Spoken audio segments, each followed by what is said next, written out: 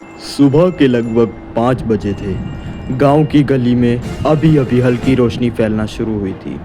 एक छोटे से टूटे फूटे घर के अंदर रमेश बैठा हुआ था और वह बड़ी जोर से बोला, अरे ओ ऊपर वाले, आज तो ऐसा ग्राहक भेज देना कि शाम तक मेरी जेब भी मुस्कुराए और मेरी बीवी भी पहली बार मुझे देखकर बिना डांटे चाय पिला दे। इतने में उसकी पत्नी सरिता हंसते हुए अंदर आई और उससे बोली, पहले खुद उठकर चूल्हा तो जला लो।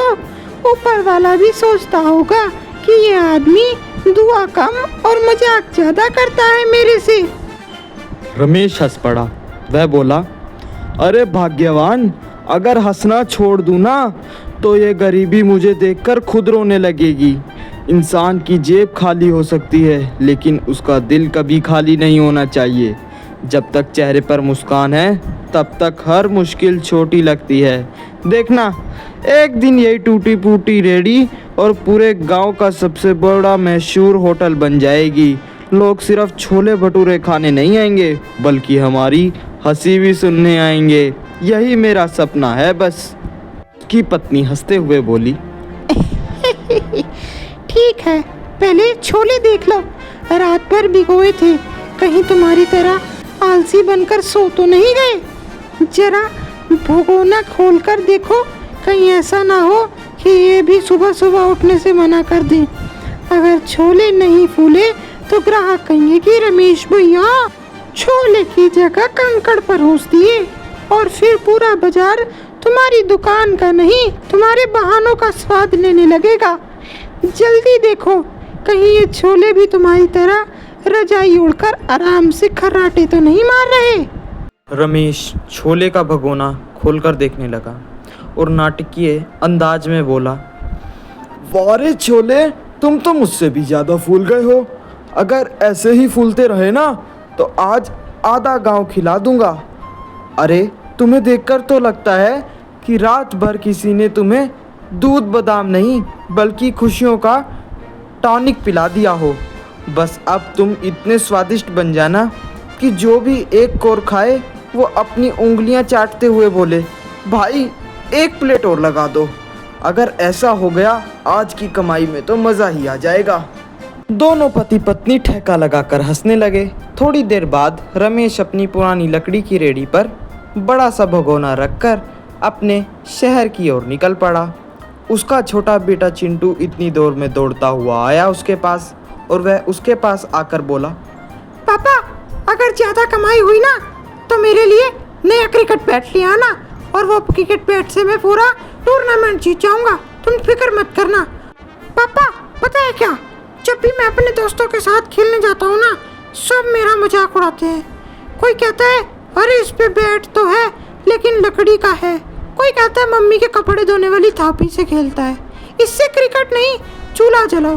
पापा, मैं भी चाहता हूँ कि एक दिन मैं सबके साथ अच्छे बैट से खेलूं, सबके छक्के चौके छुड़ा दूं और अपने गर्व से कहूँ कि ये देखो मेरे पापा लाए हैं मेरे लिए बैट।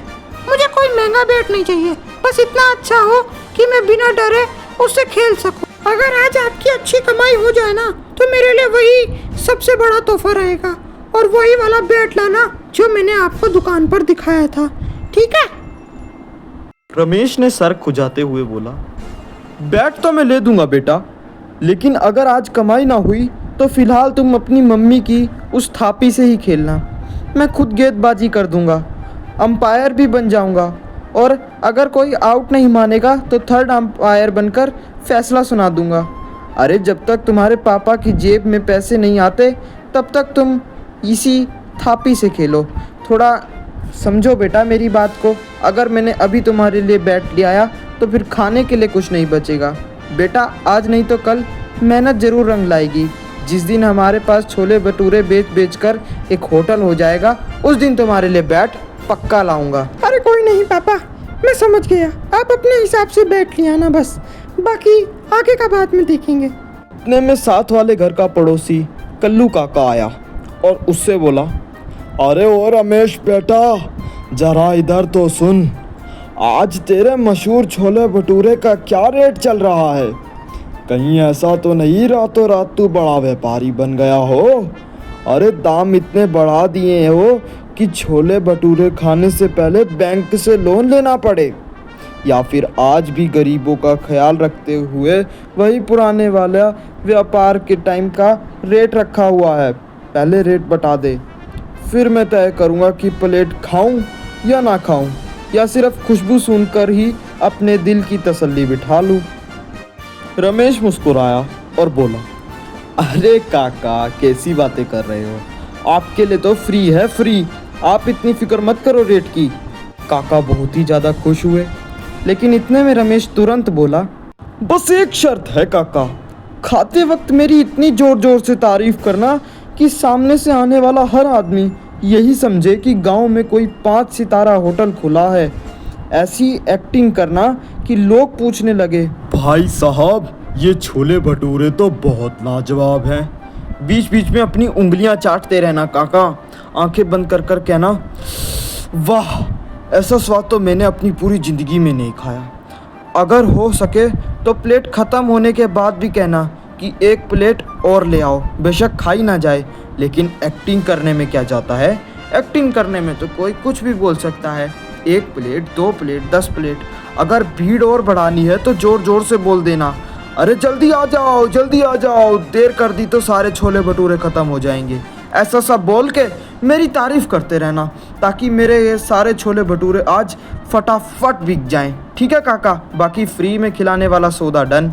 इस आपको क्या लगता है, आखिर वह छोले कुलचे वाला अपनी आखिरी तक ईमानदारी का साथ देगा, या फिर वह उसी काका की तरह अपनी ईमानदारी को छोड़ देगा और उस ईमानदारी को छोड़कर लालच की तरफ बढ़ जाएगा? ये जानने के लिए आपको वीडियो का पार्ट 2 देखना पड़ेगा। So do like share and subscribe our channel for more videos.